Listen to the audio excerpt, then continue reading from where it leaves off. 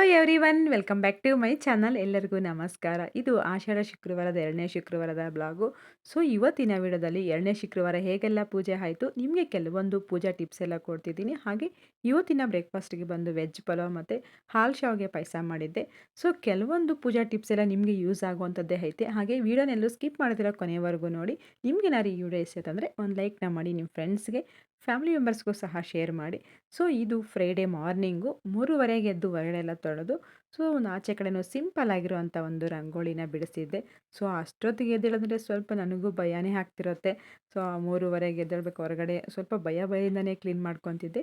So ನಾನು ಸಹ fresh up ಆಗಿ ಇನ್ನು ಬಾಗಿಲಿಗೆ ಮೇನ್ ಎಂಟ್ರೆನ್ಸ್ ಇಡೋರಿಗೆ ಸ್ವಸ್ತಿಕ್ ಸಿಂಬಲ್ನ ಬರೆದು, ಫ್ರೈಡೇ ಈ ಥರ ಸ್ವಸ್ತಿಕ್ ಸಿಂಬಲ್ನ ಬರೆಯೋದ್ರಿಂದ ಸೊ ನಮ್ಮ ಮನೆಗೆ ಯಾವುದೇ ರೀತಿ ನೆಗೆಟಿವ್ ಎನರ್ಜಿ ಬರಲ್ಲ. ಹಾಗೆ ಮನೆಯಲ್ಲಿ ಧನಾಭಿವೃದ್ಧಿನೇ ಆಗುತ್ತೆ. ನಿಜ ತುಂಬಾ ಒಳ್ಳೆಯದಾಗುತ್ತೆ. ಅಲ್ಲಿ ಎಂಟ್ರೆನ್ಸಲ್ಲಿ ಸ್ವಸ್ತಿಕ್ ಸಿಂಬಲ್ ಆಗಿರ್ಬೋದು, ಹೋಮ್ ಆಗಿರ್ಬೋದು, ತ್ರಿಶೂಲದ್ದು. ಸೊ ಅದನ್ನು ಅರಿಶಿಣದಿಂದ ಆದರೂ ಬರಿಬೋದು, ಇಲ್ಲ ಕೆಂಪು ಬಣ್ಣದಲ್ಲಾದರೂ ಬರಿಬೋದು. ಬಟ್ ಅರಿಶಿಣದಲ್ಲಿ ಬರೆದ್ರೆ ಸ್ವಸ್ತಿಕ್ ಸಿಂಬಲ್ ಬರೆದ್ಮೇಲೆ ಸೈಡಲ್ಲಿ 1-2 ಗೆರೆ ಹಿಡಿಯೋದು ತುಂಬಾ ಒಳ್ಳೆಯದು. ಅಲ್ಲಿ ಸ್ವಸ್ತಿಕ್ ಬರೆದ್ಮೇಲೆ ಇನ್ನು ದೇವ್ರ ಮನೆ ಕಡೆ ಬಂದೆ. ಸೊ ನೆನ್ನೆನೇ ನಾನು ದೇವರ ಸಾಮಾನು ಎಲ್ಲ ಕ್ಲೀನ್ ಮಾಡಿಬಿಟ್ಟು ನೈಟೇ ಅರಿಶಿಣ ಕುಂಕುಮ ಎಲ್ಲ ಇಕ್ಕಿಟ್ಟಿರ್ತೀನಿ. ಯಾಕಂದರೆ ನಾನು ಇವತ್ತು ಶುಕ್ರವಾರ ದೇವ್ರ ಸಾಮಾನು ತೆಗಿಯೋಂಗಿಲ್ಲ, ಹಾಗೆ ತೊಳೆಯೋಂಗೂ ಇಲ್ಲ. ಸೊ ಅದಕ್ಕಂತ ಹೇಳ್ಬಿಟ್ಟು ನೆನ್ನೆನೇ ಹಿಂದಿನ ದಿನವೇ ಈ ಥರ ಎಲ್ಲ ಪ್ರಿಪ್ರೇಷನ್ ಮಾಡ್ಕೊಂಬಿಟ್ರೆ ನಮಗೂ ಬೆಳಿಗ್ಗೆನೇ ಪೂಜೆ ಮಾಡ್ಕೊಳ್ಳೋಕ್ಕೆ ಸ್ವಲ್ಪ ಬೇಗನೂ ಮಾಡ್ಕೊಬೋದು, ತುಂಬ ಅನುಕೂಲನೇ ಆಗುತ್ತೆ ಅಂತ ಹೇಳ್ಬಿಟ್ಟು ಅರಿಶಿನ ಕುಂಕುಮ ಎಲ್ಲ ಇಕ್ಬಿಟ್ಟು ದೇವ್ರ ಮನೆ ಎಲ್ಲ ಕ್ಲೀನ್ ಮಾಡಿ ಇಟ್ಟಿದ್ದೆ. ಇವಾಗೂ ಮತ್ತೆ ಒಂದ್ಸಲ ನೀರಿಗೆ ಅರಿಶಿನ ಹಾಕಿಬಿಟ್ಟು ಅರಿಶಿನ ನೀರಿನಲ್ಲಿ ಮತ್ತೆ ಒಂದ್ಸಲ ದೇವ್ರ ಮನೆ ಒರೆಸ್ಕೊಂಡ್ಬಿಟ್ಟು ಈಗ ದೇವ್ರ ಸಾಮಾನೆಲ್ಲ ಎಲ್ಲೆಲ್ಲಿ ಇಕ್ಬೇಕು ಅಲ್ಲೆಲ್ಲ ಇಕ್ಬಿಟ್ಟು, ಹಾಗೆ ಇವಾಗ ಹೂವು ಎಲ್ಲ ಇಕ್ಕೊಂಡು ಪೂಜೆಗೆಲ್ಲ ಸಿದ್ಧತೆ ಮಾಡ್ಕೊತಿದ್ದೀನಿ. ಸೊ ಹಾಗೆ ದೀಪಕ್ಕೂ ಅಷ್ಟೇ ಸ್ವಲ್ಪ ದೀಪದ ಎಣ್ಣೆಗೆ ಜವಾರಿ ಪೌಡರ್ ಹಾಕ್ಕೊಂಬಿಟ್ಟು, ಸೊ ಇವಾಗ ಬತ್ತಿ ಎಲ್ಲ ಇಕ್ಕೊಂಬಿಟ್ಟು ಸೊ ರೆಡಿ ಮಾಡಿ ಇಟ್ಕೊಂಡಿದ್ದೀನಿ. ಸೊ ಹಾಗೆ ರಾಯರ ಹತ್ರ ನೆನ್ನೆ ಎಲ್ಲ ಪೂಜೆ ಮಾಡಿರ್ತೀವಲ್ಲ, ರಾಯರ ಹತ್ರ ಇಕ್ಕಿರುವಂಥ ನೈವೇದ್ಯ ಹಾಗೆ ಹೂವು ಎಲ್ಲ ತೆಗೆದುಬಿಟ್ಟು ಈ ಕಡೆ ರಾಯರ ಫೋಟೋ ಮುಂದೆ ಎಲ್ಲ ಕ್ಲೀನ್ ಮಾಡಿಕೊಂಡು ಇಲ್ಲಿ ಸಹ ದೀಪಕ್ಕೆ ಬತ್ತಿ, ಹಾಗೆ ಇಲ್ಲೂ ಸಹ ನೈವೇದ್ಯ ಎಲ್ಲ ಇಕ್ಬಿಟ್ಟು ರೆಡಿ ಮಾಡಿ ಇಟ್ಕೊಂಡಿದ್ದೀನಿ. ಸೊ ಹಾಗೆ ಇಲ್ಲಿ ಒಂದು ಸಿಂಪಲ್ ಆಗಿರೋಂಥ ರಂಗೋಲಿ ಬಿಡಿಸೋಣ ಅಂತ ಈ ಥರ ಡಿಸೈನ್ ಪ್ಲೇಟ್ಸ್ ಬರ್ತಾವಲ್ಲ, ಇಲ್ಲಿನೂ ಒಂದು ಸಿಂಪಲ್ ಆಗಿರೋ ರಂಗೋಲಿ ಬಿಡಿಸಿಕ್ಕಿದ್ದೀನಿ. ಸೊ ಈ ಥರ ನಾವು ಮೊದಲೇ ಪ್ಲಾನ್ ಮಾಡಿಕೊಂಡು ಪೂಜೆ ಮಾಡಿದ್ರೆ ನಿಜ ಬೇಗನೆ ಮಾಡ್ಕೋಬೋದು. ಏನಂದರೆ ಸ್ವಲ್ಪ ಬೇಗ ಎದ್ದೇಳಬೇಕಷ್ಟೆ. ನಾವು ನೈಟು ಬೇಗ ಎದ್ದೇಳಬೇಕು ಅಂತ ಮನಸ್ಸಲ್ಲಿ ಅಂದ್ಕೊಂಡ್ಬಿಟ್ರೆ ಖಂಡಿತವಾಗೂ ಎದ್ದೇಳ್ತೀವಿ. ಬಟ್ ಈ ಥರ ಶುಕ್ರವಾರ ಟೈಮಲ್ಲಿ ಎದ್ದು ಪೂಜೆ ಮಾಡಿದ್ರೆ ತುಂಬಾ ಒಳ್ಳೆಯದಾಗುತ್ತೆ ಮನೆಗೆ ಅಂತ. ಸೊ ಅದು ಆಷಾಢ ಶುಕ್ರವಾರದಲ್ಲಿ ನಾವು ಏನೇ ಅಂದ್ಕೊಂಡ್ರು ಅದು ಸಂಕಲ್ಪ ಮಾಡಿಕೊಂಡ್ರು ಖಂಡಿತವಾಗೂ ನೆರವೇರುತ್ತೆ. ಕೆಲವರೆಲ್ಲ ಉಪ್ಪಿನ ದೀಪ ಹಚ್ತಾರೆ. ಸೊ ಒಬ್ಬೊಬ್ರು ಒಂಥರ ಮಾಡ್ತಾರೆ. ಬಟ್ ನಾವು ಉಪ್ಪಿನ ದೀಪ ಹಚ್ಬೋದು, ಇಲ್ಲಾಂದರೆ ಈ ಥರ ನಾರ್ಮಲ್ ಯಾವಾಗೂ ಹೆಂಗೆ ಪೂಜೆ ಮಾಡ್ತೀವೋ ಅದೇ ಥರನೇ ಮಾಡ್ಬೋದು. ಮೊದಲಿಗೆ ಗಂಗೆಗೆ ಪೂಜೆ ಮಾಡ್ಕೋಬೇಕು. ಅದಕ್ಕೇ ಸೊ ಲಾಸ್ಟ್ ವಾರದಲ್ಲಿ ನಿಮಗೆ ತೋರಿಸ್ತಿರಲಿಲ್ಲ ಗಂಗೆ ಪೂಜೆ ಮಾಡೋದು, ಬಟ್ ಈ ವಾರ ನಿಮಗೆ ತೋರಿಸ್ತಿದ್ದೀನಿ. ಸೊ ಒಂದು ಚೊಂಬಲ್ಲಿ ತಾಮ್ರದ ಚೊಂಬು ಬರುತ್ತಲ್ಲ, ಅದ್ರಲ್ಲಿ ನೀರು ಇಟ್ಕೊಂಡಿರ್ತೀವಲ್ಲ, ಅದಕ್ಕೇ ಸ್ವಲ್ಪ ಅರಿಶಿನ ಹಾಗೆ ಕುಂಕುಮ, ಅದಕ್ಕೆ ಹೂವು, ಒಂದು ಕಾಯಿನ ಹಾಕಿಬಿಟ್ಟು, ಕಾಯಿನ್ ಅಂದರೆ ₹1 ಕಾಯಿನ್ ಆದರೂ ಹಾಕ್ಬೋದು, ಇಲ್ಲ ₹5 ಗೋಲ್ಡ್ ಕಾಯಿನ್ ಬರುತ್ತಲ್ಲ ಆ ಥರದ್ದು ಬೇಕಿದ್ದರೂ ಹಾಕ್ಬೋದು. ಅದರಲ್ಲಿ ಯಾವುದಾದ್ರೂ ಒಂದು ಹಾಕ್ಬಿಟ್ಟು ಸೊ ಅದಕ್ಕೂ ಒಂದ್ಸಲ ಪೂಜೆ ಮಾಡ್ಕೊಂಬಿಟ್ಟು ಮನಸ್ಸಲ್ಲಿ ಸ್ಮರಣೆ ಮಾಡ್ಕೋಬೇಕು ಗಂಗಾದೇವಿಗೆ. ಸೊ ಈ ಥರ ಮಾಡೋದು ನಾವೇನಾದ್ರು ಸಂಕಲ್ಪ ಮಾಡಿಕೊಂಡು ಪೂಜೆ ಮಾಡಿದಾಗ ಮೊದಲಿಗೆ ಗಂಗಾದೇವಿನ ಆರಾಧನೆ ಮಾಡೋದ್ರಿಂದ ಸೊ ಆ ನಮ್ಮ ಸಂಕಲ್ಪದಲ್ಲಿ ಅವರು ಸಹ ನಮ್ಮ ಜೊತೆಗಿರ್ತಾರೆ, ಒಳ್ಳೆಯದಾಗುತ್ತೆ. ಸೊ ಇವಾಗ ಇನ್ನು ನಾರ್ಮಲ್ಲಾಗಿ ನಾವು ಯಾವುದೇ ಪೂಜೆ ಮಾಡಬೇಕು ಅಂತಂದ್ರೂ ಮೇಯ್ನು ಮೊದಲಿಗೆ ಮನೆ ದೇವ್ರನ್ನ ನೆನೆಸ್ಕೋಬೇಕು, ಮನೆ ದೇವ್ರಿಗೆ ನಮಸ್ಕಾರ ಹಾಕ್ಕೋಬೇಕು. ಆಮೇಲೆ ನಾವೇನೇ ಸಂಕಲ್ಪ ಮಾಡಿಕೊಂಡು ಇನ್ನು ಯಾವ ದೇವರು ಬೇಕಾದ್ರೂ ಪೂಜೆ ಮಾಡ್ಕೋಬೋದು. ಸೊ ನಮ್ಮ ಮನೆ ದೇವರು ಯಾರಾದರೆ ಅವ್ರಿಗೆ ನೀವು ಯಾವಾಗ ಪೂಜೆ ಮಾಡ್ತಿರ್ತೀರಲ್ಲ ಅಂಥ ಟೈಮ್ ಮೊದಲಿಗೆ ನಿಮ್ಮ ಮನೆ ದೇವ್ರನ್ನ ಸ್ಮರಣೆ ಮಾಡಿಕೊಂಡು ಸೊ ನೆಕ್ಸ್ಟ್ ದೀಪ ಹಚ್ಚಬೇಕು. ಹಾಗೆ ದೀಪ ಹಚ್ಚಬೇಕಾದ್ರೆ ನೀವು ಬೆಂಕಿ ಕಡ್ಡಿನ ಅಂದರೆ ಇವಾಗ ಮ್ಯಾಚ್ ಬಾಕ್ಸ್ ಬರುತ್ತಲ್ಲ ಅದ್ರ ಕಡ್ಡಿಯಿಂದ ಹಚ್ಚೋ ಬದಲು ಸೊ ಗಂಧದ ಕಡ್ಡಿಗೆ ಊದುಬತ್ತಿಗೆ ಹಚ್ಕೊಂಡ್ಬಿಟ್ಟು ಆ ದೀಪ ಹಚ್ಚೋದು ತುಂಬಾ ಒಳ್ಳೆಯದು. ನಾನು ಡೈರೆಕ್ಟಾಗಿ ಬೆಂಕಿ ಕಡ್ಡಿಯಿಂದ ಹಚ್ಚಿದ್ರೆ ಆ ಥರ ಒಳ್ಳೆಯದೂ ಆಗಲ್ಲ, ಆ ಥರ ಹಚ್ಚಲೂಬಾರ್ದು. ಇಲ್ಲ ಅಂದರೆ ಒಂದು ಬತ್ತಿಗೆ ಇವಾಗ ಹೆಂಗು ಮಂಗಳಾರತಿ ಮಾಡ್ತೀವಲ್ಲ ಅದೇ ಬತ್ತಿಗೆ ಹಚ್ಕೊಂಡ್ಬಿಟ್ಟು ಹಾಗೂ ದೀಪ ಹಚ್ಬೋದು, ಇಲ್ಲ ಗಂಧದ ಕಡ್ಡಿಯಿಂದ ದೀಪ ಹಚ್ಚಿದ್ರೆ ತುಂಬಾ ಒಳ್ಳೆಯದು. ಈ ಥರ ಮಾಡೋದನ್ನು ಸೊ ನಮ್ಮ ಮನೆಗೆ ಅಭ್ಯಾಸ ಇದೆ. ದೇವ್ರ ಮನೆಯಲ್ಲಿ ಪೂಜೆ ಆದಮೇಲೆ ನಾವೇನು ಕಾಮನ್ನಾಗಿ ಹೊರಗಡೆ ಹೊಸ್ತಿಲಿಗೆ ಪೂಜೆ ಮಾಡ್ತೀವಲ್ಲ, ಬಟ್ ಹೊಸ್ತಿಲಿಗೆ ಪೂಜೆ ಮಾಡೋದಕ್ಕಿಂತ ಮೊದಲು ನಾವು ಬಾಗಿಲಿಗೆ ಪೂಜೆ ಮಾಡಬೇಕಾಗುತ್ತೆ. ಯಾಕಂದರೆ ನಾವು ಸ್ವಸ್ತಿಕ್ನ ಬರೆದಿರ್ತೀವಲ್ಲ ಅಲ್ಲಿ ಒಂದು ದೇವರನ್ನ ನೆಲೆಸಿರ್ತಾರೆ.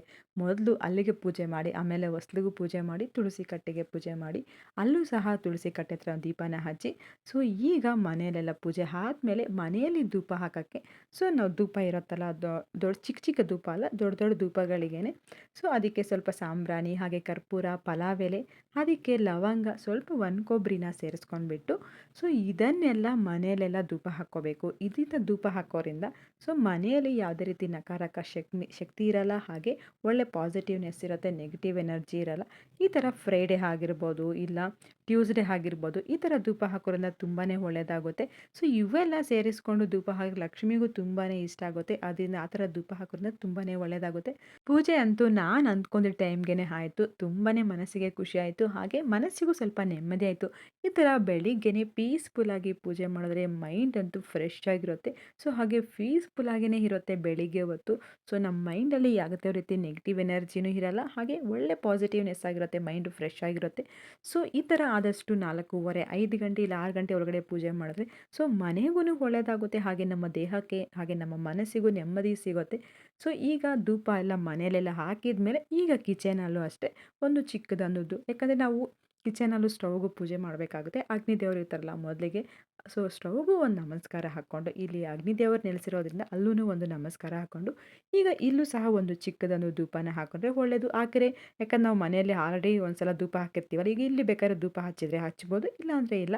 ಇಲ್ಲೂ ಒಂದು ಧೂಪ ಹಚ್ಚೋದ್ರಿಂದ ಆ ಅರೋಮಾ ಬರ್ತಿರುತ್ತಲ್ಲ ಸ್ವಲ್ಪ ಫ್ರೆಶ್ ಆಗಿರುತ್ತೆ, ನಮಗೂ ಸ್ವಲ್ಪ ಕೆಲಸ ಮಾಡ್ಕೊಳ್ಳಿಕ್ಕೆ ಮೈಂಡು ಸ್ವಲ್ಪ ಪೀಸ್ಫುಲ್ ಆಗಿರುತ್ತೆ ಅಂತ ಹೇಳ್ಬಿಟ್ಟು ಇಲ್ಲೂ ಸ್ವಲ್ಪ ಧೂಪ ಹಾಕ್ಬಿಟ್ಟು ಕಿಚನ್ ಎಲ್ಲ ಧೂಪ ಹಾಕ್ಕೊಂಡು ಈಗ ನನಗೆ ಯಾಕೋ ಬೆಳಿಗ್ಗೆ ಎದ್ದಿರೋದ್ರಿಂದ ಸ್ವಲ್ಪ ಕಾಫಿ ಕಡೆ ಮನಸ್ಸೋಯ್ತು, ಯಾಕಂದರೆ ಚಳಿ ಆಗ್ತಿರುತ್ತಲ್ವ, ಸ್ವಲ್ಪ ಕಾಫಿ ಕುಡಿಯೋಣ ಅಂತ ಈಗ ಹಾಲನ್ನ ಇಕ್ಕಿದ್ದೀನಿ. ಸೊ ಒಂದು ಕಡೆ ಕಾಫಿಗೂ ಹಾಲು ಕಾಯ್ತಿರುತ್ತೆ, ಅಷ್ಟೊತ್ತಿಗೆ ಮನೆಯಲ್ಲಿ ಫ್ರೆಶ್ ಆಗಿ ತರಕಾರಿ ಇತ್ತು. ಸೊ ಇವತ್ತು ವೆಜ್ ಪಲಾವ್ ಮಾಡೋಣ ಅಂತ ಹೇಳ್ಬಿಟ್ಟು ಅದಕ್ಕೆ ತರಕಾರಿ ಎಲ್ಲ ವಾಶ್ ಮಾಡ್ಕೊಂಡು ಇವಾಗ ತರಕಾರಿ ಎಲ್ಲ ಕ್ಲೀನ್ ಮಾಡ್ಕೊತಿದ್ದೀನಿ ಪಲಾವ್ ಮಾಡ್ಕೊಳ್ಳಿಕ್ಕೆ. ಸೊ ಮನೆಗೇನಾದ್ರು ಫ್ರೆಶ್ ಆಗಿ ತರಕಾರಿ ಇತ್ತು ಅಂತಂದರೆ ಖಂಡಿತ ಪಲಾವ್ ಮಾಡಬೇಕು ಅಂತ ಅನಿಸ್ತಾನೆ ಇರುತ್ತೆ. ಬಟ್ ಪಲಾವ್ ಅಂದರೆ ಏನೋ ಒಂಥರ ಇಂಟ್ರೆಸ್ಟು, ವೀಕ್ಲಿ ಒನ್ಸ್ ಆದರೂ ತಿನ್ನಬೇಕು ಅಂತ ಅದ್ರ ಕಡೆ ಮೈಂಡ್ ಹೋಗ್ಬಿಡುತ್ತೆ. ನನಗಂತೂ ವೀಕ್ಲಿ ಅಲ್ಲ, ವೀಕ್ಲಿ 2 ಟೈಮ್ಸ್ ಆದರೂ ಪಲಾವ್ ತಿನ್ನೋಕ್ಕೆ ಇಷ್ಟ ಆಗುತ್ತೆ. ನನಗೆ ಅಷ್ಟು ಇಷ್ಟ ಆಗುತ್ತೆ ಪಲಾವ್, ವೆಜ್ ಪಲಾವು.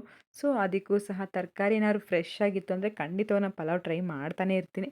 ಸೊ ಇವಾಗೂ ಸಹ ಇದಕ್ಕೆ ಪಲಾವ್ಗೆ ಬೀನ್ಸು, ಕ್ಯಾರೆಟು, ಹಾಗೆ ಟೊಮೊಟೊ, ಈರುಳ್ಳಿ ಎಲ್ಲ ಹಚ್ಚಿಟ್ಕೊಂಡಿದ್ದೀನಿ. ಸೊ ನಾನು ಪಲಾವ್ ಮಾಡಬೇಕಾದ್ರೆ ಪ್ಲೈನಾಗಂತೂ ಮಾಡಲ್ಲ, ಸ್ವಲ್ಪ ಅದಕ್ಕೆ ಮಸಾಲೆ ರುಬ್ಕೊಂಡೇ ಮಾಡ್ತೀನಿ. ಆ ಥರ ಮಾಡಿದ್ರೆ ಒಳ್ಳೆ ಹೋಟೆಲಲ್ಲಿ ತಿಂತೀವಲ್ಲ ಅದೇ ಟೇಸ್ಟ್ ಇರುತ್ತೆ, ಸೂಪರಾಗಿರುತ್ತೆ ಟೇಸ್ಟ್ ಅಂತೂ. ಸೊ ಇವಾಗ ಅದಕ್ಕೂ ಸಹ ಸ್ವಲ್ಪ ಹಸಿ ಕೊಬ್ಬರಿ, ಶುಂಠಿ, ಬೆಳ್ಳುಳ್ಳಿ ಇದನ್ನೆಲ್ಲ ಒಂದು ಮಿಕ್ಸಿ ಜಾರ್ಗೆ ಹಾಕ್ಕೊಂಬಿಟ್ಟು ಇದರ ಜೊತೆಗೇನೆ ಖಾರಕ್ಕೆ ತಕ್ಕಂತೆ ಹಸಿಮೆಣ್ಸಿನ್ಕಾಯಿನೂ ಸೇರಿಸ್ಕೊಂಬಿಟ್ಟು, ಹಾಗೆ ಇದಕ್ಕೆ ಸ್ವಲ್ಪ ಜಾಸ್ತಿ ಕ್ವಾಂಟಿಟಿಯಲ್ಲಿ ಪುದೀನ ಮತ್ತು ಕೊತ್ತಂಬರಿ ಸೇರಿಸ್ಕೋಬೇಕಾಗುತ್ತೆ. ಸೊ ಇದು ಸ್ವಲ್ಪ ಎಲ್ಲ ರುಬ್ಕೋಬೇಕು. ಈ ಥರ ರುಬ್ಬಿ ಹಾಕೋದ್ರಿಂದ ತುಂಬಾ ಚೆನ್ನಾಗಿರುತ್ತೆ ಪಲಾವ್ ಅಂತೂ. ನೀವೇನಾದ್ರು ಈ ಥರ ಟ್ರೈ ಮಾಡಿ, ಸೂಪರಾಗಿರುತ್ತೆ ಟೇಸ್ಟ್ ಅಂತೂ. ಪ್ಲೈನಾಗಿ ಮಾಡೋದಕ್ಕಿಂತ ಈ ಥರ ಮಸಾಲೆ ಹಾಕಿ ಮಾಡಿದ್ರೆ ತುಂಬಾ ಚೆನ್ನಾಗಿರುತ್ತೆ. ಸೊ ಇದನ್ನೆಲ್ಲ ಒಂದು ಮಿಕ್ಸಿ ಜಾರ್ಗೆ ಸೇರಿಸ್ಕೊಂಡು ಇದಕ್ಕೇ ಸ್ವಲ್ಪ ಚಕ್ಕೆ ಮತ್ತು ಲವಂಗ, ಹಾಗೆ ಇದಕ್ಕೆ ಒಂದು ಅರ್ಧ ಸ್ಪೂನಷ್ಟು ಸೋಂಪನ್ನ, ಆ ಪಲಾವ್ಗೆ ಸೋಂಪು ಹಾಕೋದ್ರಿಂದ ರುಬ್ಬಕ್ಕೆ ಒಳ್ಳೆ ಫ್ಲೇವರ್ ಬರ್ತಿರುತ್ತೆ. ಆ ಸೋಂಪು ಫ್ಲೇವರ್ ಸಖತ್ತಾಗಿರುತ್ತೆ ಪಲಾವಲ್ಲಿ. ಇದೆಲ್ಲ ಸೇರಿಸ್ಕೊಂಬಿಟ್ಟು ನೀರು ಸ್ವಲ್ಪ ಆ್ಯಡ್ ಮಾಡಿಕೊಂಡು ಮಸಾಲೆ ಅಂದರೆ ಒಂದು ಫೈನ್ ಪೇಸ್ಟಾಗಿ ರುಬ್ಬಿಟ್ಕೊಂಡ್ಬಿಡೋಣ. ಸೊ ಹಾಗೆ ಇನ್ನೊಂದು ಕಡೆ ಹಾಲು ಸಹ ಕಾದಿತ್ತು. ನಾನು ಕಾಫಿ ಕುಡಿಬೇಕು ಅಂತಂದರೆ ಕಾಂಟಿನೆಂಟಲ್ ಎಕ್ಸ್ಟ್ರಾ ಕಾಫಿನೇ ಕುಡಿಯೋದು, ಯಾಕಂದರೆ ನನಗೆ ಅಷ್ಟು ಇಷ್ಟ ಆಗುತ್ತೆ ಆ ಫ್ಲೇವರು. ಕಾಂಟಿನೆಂಟಲ್ ಅಂತೂ ತುಂಬಾ ಚೆನ್ನಾಗಿರುತ್ತೆ ಕಾಫಿ ಪೌಡರು, ಅದು ಬಿಟ್ಟರೆ ಬೇರೆ ಯಾವುದೂ ಕುಡಿಯೋಲ್ಲ. ಸೊ ಅದನ್ನೇ ಕಾಂಟಿನೆಂಟಲ್ಲೇ ಹಾಕ್ಕೊಂಬಿಟ್ಟು ನಾನು ಶುಗರ್ ಆಲ್ಮೋಸ್ಟ್ ಯೂಸ್ ಮಾಡೋದೇ ಇಲ್ಲ. ಸೊ ಇವಾಗ ಇದಕ್ಕೆ 1 ಸ್ಪೂನಷ್ಟು ಬೆಲ್ಲನ ಸೇರಿಸ್ಕೊಂಡಿದ್ದೀನಿ. ಬೆಲ್ಲದ ಕಾಫಿ ಅಂತೂ ನಿಜ ಶುಗರ್ ಕಾಫಿಗಿಂತ ತುಂಬಾ ಚೆನ್ನಾಗಿರುತ್ತೆ, ಅಷ್ಟು ಟೇಸ್ಟಿಯಾಗಿರುತ್ತೆ ಬೆಲ್ಲದ ಕಾಫಿ. ನಮಗಂತೂ ಬೆಲ್ಲದ ಕಾಫಿನೇ ಇಷ್ಟ ಆಗುತ್ತೆ. ಬಟ್ ಶುಗರ್ಗೆ ಕಂಪೇರ್ ಮಾಡಿದ್ರೆ ಹೆಲ್ತಿಯಾಗೂ ಇರ್ತೀವಿ, ಹಾಗೆ ಸೊ ಟೇಸ್ಟ್ ವೈಸು ಅಷ್ಟೇ ಬೆಲ್ಲ ತುಂಬಾ ಚೆನ್ನಾಗಿರುತ್ತೆ. ಸೊ ಕಾಫಿ ಎಲ್ಲ ಕುಡಿದ್ಬಿಟ್ಟು ಈಗ ಪಲಾವ್ಗೆಲ್ಲ ಮಾಡ್ಕೊಳ್ಳೋಣ. ಸೊ ಇಷ್ಟೊತ್ತಿಗೆ ಆಗ್ಲೇ 6:30 ಆಗಿದೆ. ಇನ್ನು ಎಲ್ಲ ಮಾಡಿಕ್ಬಿಟ್ಟು ಕೆಲಸನೇ ಇರುತ್ತಲ್ಲ, ಬೇರೆ ಕೆಲಸ ಮಾಡ್ಕೋಬೇಕು ಅಂತ ಸ್ವಲ್ಪ ಬೇಗನೆ ಪಲಾವ್ನ ಮಾಡಿಕ್ತಿದ್ದೀನಿ. ಸೊ ಇವಾಗ ಪಲಾವ್ ಮಾಡ್ಕೊಳ್ಳಿಕ್ಕೆ ಒಂದು ಕುಕ್ಕರ್ಗೆ ಆಯಿಲು ಹಾಗೆ ತುಪ್ಪ ಸೇರಿಸ್ಕೊಂಡು ಪಲಾವ್ದೆಲ್ಲ ಸ್ಪೈಸಸ್ ಇರ್ತಾವಲ್ಲ ಅದೆಲ್ಲ ಸೇರಿಸ್ಕೊಂಬಿಟ್ಟು 1 ಕಪ್ಪಷ್ಟು ಈರುಳ್ಳಿನ ಸೇರಿಸ್ಕೊತಿದ್ದೀನಿ. ಹಾಗೆ ಇದಕ್ಕೇ ತರಕಾರಿ ಎಲ್ಲ ಕಟ್ ಮಾಡಿಟ್ಟಂಥ ಕ್ಯಾರೆಟು, ಬೀನ್ಸು, ಹಾಗೆ ಇದಕ್ಕೆ ಸ್ವಲ್ಪ ಬಟಾಣಿನೂ ಸೇರಿಸ್ತಿದ್ದೀನಿ. ನೈಟೇ ನೆನೆಸಿಕೊಂಡಿದ್ದೆ ಒಣಗಿರೋ ಬಟಾಣಿನ. ಇವಾಗ ಅದನ್ನೇ ಸೇರಿಸ್ಕೊಂಬಿಟ್ಟು ಇದರ ಜೊತೆಗೇನೆ ಟೊಮೊಟೊ ಎಲ್ಲ ಹಾಕ್ಕೊಂಬಿಟ್ಟು ಚೆನ್ನಾಗಿ ಮಿಕ್ಸ್ ಮಾಡಿಕೊಂಡು ಈ ತರಕಾರಿ ಎಲ್ಲ ಒಂದು 3 4 ನಿಮಿಷ ಅಷ್ಟು ಆಯಿಲಲ್ಲೇ ಫ್ರೈ ಆಗಬೇಕು. ಸೊ ನಾನು ಪಲಾವ್ ಮಾಡಬೇಕಾದ್ರೆ ಸ್ವಲ್ಪ ಜಾಸ್ತಿ ಕ್ವಾಂಟಿಟಿಯಲ್ಲೇ ಮಾಡ್ತೇನೆ, ಯಾಕಂದರೆ ಇವಾಗ ಬೆಳಿಗ್ಗೆ ಆಗೋಷ್ಟಲ್ಲ ಸ್ವಲ್ಪ ಮಧ್ಯಾಹ್ನಕ್ಕೂ ಆಗೋಷ್ಟು ಜಾಸ್ತಿನೇ ಮಾಡ್ಕೊತೀನಿ. ಸೊ ಇದ್ರ ಜೊತೆಗೇ ಮೊಸರು ಬಜ್ಜಿ ಮಾಡ್ಕೊಂಡಿರ್ತೀವಲ್ಲ, ತುಂಬಾ ಚೆನ್ನಾಗಿರುತ್ತೆ. ಹಾಗೆ ಇದ್ರ ಜೊತೆಗೆ ನಾನು ಒಂದು ಬಜ್ಜಿನ ತರಿಸ್ಕೊಂಡಿದ್ದೀನಿ. ಸೊ ಹಾಗೆ ಇದಕ್ಕೆ ಸೈಡ್ ಡಿಶ್ ಆಗಿ ಬೋಂಡ ಆಗಿರ್ಬೋದು, ಬಜ್ಜಿ ಆಗಿ ಪಲಾವ್ ಜೊತೆಗಿದ್ರೆ ತುಂಬಾ ಚೆನ್ನಾಗಿರುತ್ತೆ. ಬಿಸಿ ಬಿಸಿಯಾಗಿ ಪಲಾವು ಹಾಗೆ ಬಿಸಿ ಬಿಸಿ ಬೋಂಡಾ ಬಜ್ಜಿ ಇದ್ರೆ ಇದ್ರ ಕಾಂಬಿನೇಷನ್ ಅಂತೂ ಸೂಪರ್ ಆಗಿರುತ್ತೆ. ಹಾಗೆ ನನ್ನ ಪಲಾವ್ ಮಾಡ್ಬೇಕಾದ್ರೆ ನನಗೆ ಬಟಾಣಿ ಇಲ್ಲ ಅಂದರೆ ಪಲಾವ್ ಕಂಪ್ಲೀಟ್ ಆಗೋದೇ ಇಲ್ಲ. ಹಸಿ ಬಟಾಣಿ ಆಗಿರ್ಬೋದು, ಒಣಗಿರೋ ಬಟಾಣಿ ನೆನೆಸಿಕೊಂಡಾರು ಹಾಕ್ಕೊತೀನಿ. ಬಟಾಣಿ ಹಾಕಿಲ್ಲ ನಾನು ಪಲಾವ್ ಮಾಡೋಕ್ಕೆ ಹೋಗಲ್ಲ. ಸೊ ಬಟಾಣಿ ಅಂತೂ ಕಂಪಲ್ಸರಿ ಇರಲೇಬೇಕಾಗುತ್ತೆ. ಸೊ ಇವಾಗ ಈ ತರಕಾರಿ ಎಲ್ಲ ಸ್ವಲ್ಪ ಫ್ರೈ ಆದಮೇಲೆ ನಾವು ಮೊದಲೇ ರುಬ್ಬಿಟ್ಟಂಥ ಮಸಾಲೆ ಐತಲ್ಲ, ಆ ಮಸಾಲೆನೂ ಸೇರಿಸ್ಕೊಂಬಿಟ್ಟು ಅದಕ್ಕೇನೆ ಒಂದು ಕಪ್ಪಷ್ಟು ಕ್ಯಾಪ್ಸಿಕಮ್ನ ಸೇರಿಸ್ಕೊಂಡು ಚೆನ್ನಾಗಿ ಮಿಕ್ಸ್ ಮಾಡಿಕೊಂಡು ಸ್ವಲ್ಪ ಫ್ರೈ ಆಗಬೇಕು. ಆಮೇಲೆ ಇದಕ್ಕೆ ಉಪ್ಪು ಹಾಗೆ ಧನಿಯಾ ಪುಡಿ ಇದರ ಜೊತೆಗೇನೆ ಸ್ವಲ್ಪ ಅರಿಶಿನನೂ ಸೇರಿಸ್ಕೊಂಬಿಟ್ಟು ಸ್ವಲ್ಪ ಮಸಾಲೆ ಎಲ್ಲ ಫ್ರೈ ಆಗಿರುತ್ತಲ್ಲ, ಇದಕ್ಕೆ ನಾವು ಎಷ್ಟು ಕ್ವಾಂಟಿಟಿಯಲ್ಲಿ ಅಕ್ಕಿ ತೊಗೊಂಡಿರ್ತೀವೋ ಅದೇ ಡಬಲ್ ಕ್ವಾಂಟಿಟಿಯಲ್ಲಿ ನೀರನ್ನ ಸೇರಿಸ್ಕೊಂಬಿಟ್ಟು ನೀರು ಸ್ವಲ್ಪ ಕುದಿಯಕ್ಕೆ ಬಿಟ್ಬಿಡೋಣ.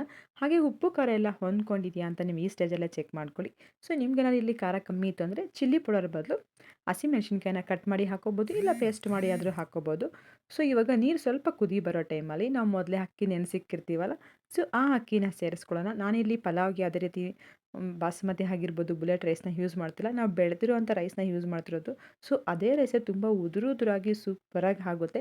ಸೊ ಕೊನೆಯದಾಗಿ ಇದಕ್ಕೆ ಮತ್ತೆ ಒಂದು ಸ್ಪೂನಷ್ಟು ತುಪ್ಪ ಹಾಗೆ ಇನ್ನೊಂದು ಹಿಡಿ ಆಗುವಷ್ಟು ಕೊತ್ತಂಬರಿ ಮತ್ತು ಪುದೀನನ ಸಣ್ಣಕ್ಕೆ ಕಟ್ ಮಾಡಿ ಸೇರಿಸ್ಕೊಂಬಿಟ್ಟು ಮುಚ್ಚಳ ಹಾಕಿಬಿಟ್ಟು ಒಂದು 3 ವಿಸಿಲ್ ಹೊಡೆಸ್ಕೊಂಡ್ರೆ ಸೂಪರಾಗಿರುವಂಥ ಪಲಾವ್ ರೆಡಿ ಆಗುತ್ತೆ. ತುಂಬಾ ಚೆನ್ನಾಗಿರುತ್ತೆ. ಟೇಸ್ಟ್ ವೈಸ್ ಅಂತೂ ಸಖತ್ತಾಗಿರುತ್ತೆ.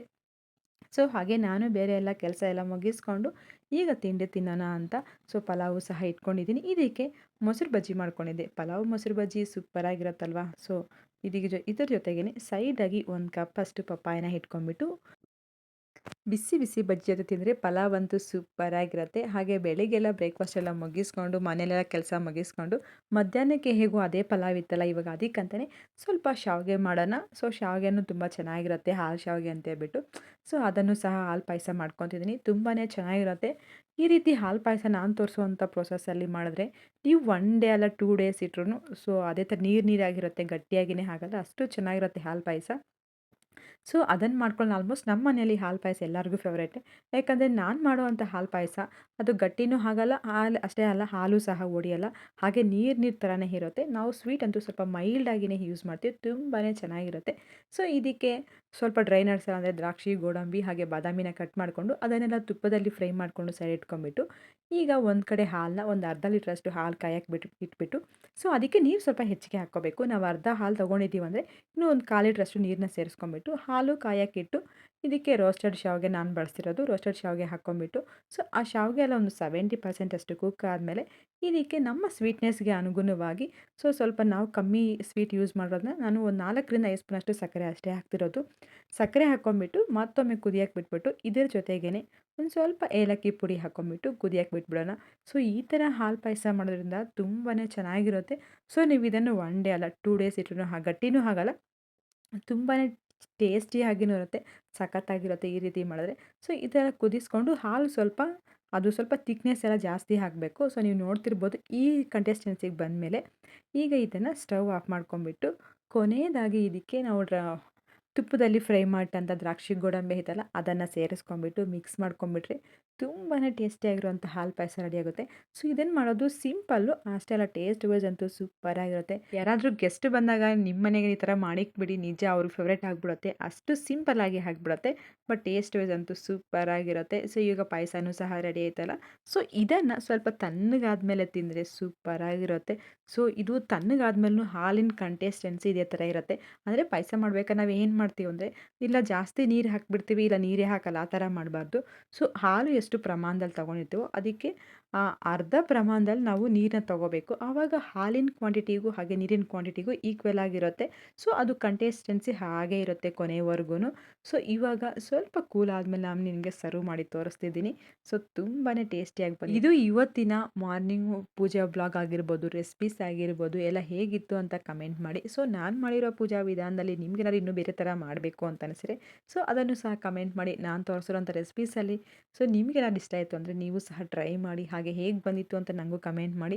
ಸೊ ನಿಮ್ಗೆ ಇಷ್ಟ ಆಗಿದ್ದರೆ ನಿಮ್ಮ ಫ್ರೆಂಡ್ಸ್ಗೆ, ಫ್ಯಾಮಿಲಿ ಮೆಂಬರ್ಸ್ಗೆಲ್ಲ ಶೇರ್ ಮಾಡಿ. ಅವರು ಸಹ ನಮ್ಮ ವೀಡಿಯೋಸ್ನ ನೋಡಿ. ಹಾಗೆ ನಮಗೂ ಬೇರೆಯವ್ರ ಸಪೋರ್ಟ್ ಅಂತೂ ತುಂಬಾ ಬೇಕಾಗಿದೆ. ಸೊ ಇವತ್ತಿನ ಬ್ಲಾಗಲ್ಲಿ ಇದಂತೂ ಇವತ್ತು ತುಂಬಾ ಚೆನ್ನಾಗಿತ್ತು. ಪೂಜೆ ಆಗಿರ್ಬೋದು, ರೆಸಿಪೀಸ್ ಆಗಿರ್ಬೋದು ಎಲ್ಲನೂ ಚೆನ್ನಾಗಿತ್ತು. ಸೊ ನಿಮಗೆ ಹೇಗೆ ಅನಿಸ್ತು ಅಂತ ಕಮೆಂಟ್ ಮಾಡಿ. ನಿಮಗೆ ಯಾವ್ದಾರು ರೆಸಿಪೀಸ್ ಬೇಕು ಅಂದರೆ ಕಮೆಂಟ್ ಮಾಡ್ತೀರಿ, ಆ ರೆಸಿಪೀಸನ್ನ ನಾನು ಮಾಡಿ ತೋರಿಸ್ತೀನಿ. ಸೊ ನನ್ನ ವಿಡಿಯೋ ನಿಮ್ಗೆ ಏನಾದ್ರು ಇಷ್ಟ ಅಂದರೆ ಒಂದು ಲೈಕ್ನ ಮಾಡಿ. ಹಾಗೆ ಹೊಸಬ್ರು ಏನಾದ್ರು ನನ್ನ ಚಾನಲ್ ನೋಡ್ತಿದ್ರೆ ಅವರು ಸಹ ಸಬ್ಸ್ಕ್ರೈಬ್ ಮಾಡ್ಕೊಳ್ಳಿ, ಲೈಕ್ ಮಾಡಿ. ಸಬ್ಸ್ಕ್ರೈಬ್ ಮಾಡ್ಕೊಂಡು ನನ್ನ ವೀಡಿಯೋಸ್ನ ನೋಡಿ. ಸೊ ನಿಮ್ಮ ಮತ್ತೊಮ್ಮೆ ಸಬ್ಸ್ಕ್ರೈಬ್ ಮಾಡ್ಕೊಳ್ಳೋದಿರ ಮತ್ತು ಹೊಸ ವೀಡಿಯೋ ಹಾಕ್ತಿರ್ತೀವಲ್ಲ ನೋಟಿಫಿಕೇಷನ್ ಸಿಗ್ತಿರುತ್ತೆ, ನೀವು ಸಹ ನೋಡ್ಬೋದು. Thank you for watching friends. ಇದು ಇವತ್ತಿನ ಬ್ಲಾಗ್ ಆಗಿತ್ತು. ಸೊ ನೆಕ್ಸ್ಟ್ ಬ್ಲಾಗಲ್ಲಿ ಮತ್ತೆ ಸಿಗೋಣ.